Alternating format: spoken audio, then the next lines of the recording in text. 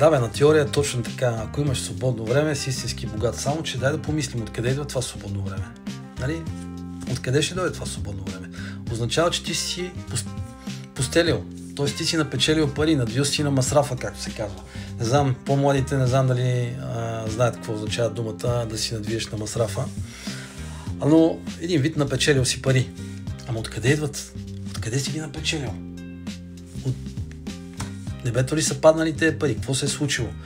Днеска гледах едно много готино видео, в което една майка обясняваше на своя син кои са 4-те начина, чрез които човек може да стане богат. И тези начини са универсални.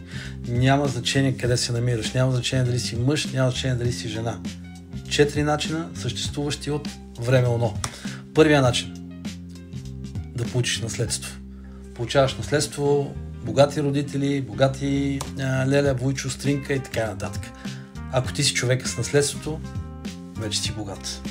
Ако нямаш, минаваш на следващия вариант, който е да се научиш да крадеш. Имаш ли дупе обаче да крадеш? Имаш ли мисълта за кражба? Тук е също много трики момент.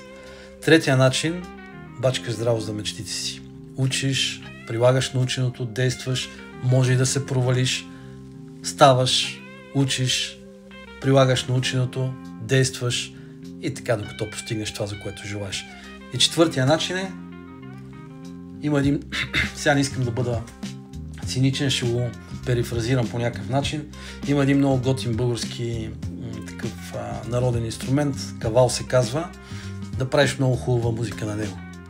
Това е четвъртия начин. Вярвам, че си ме разбрал.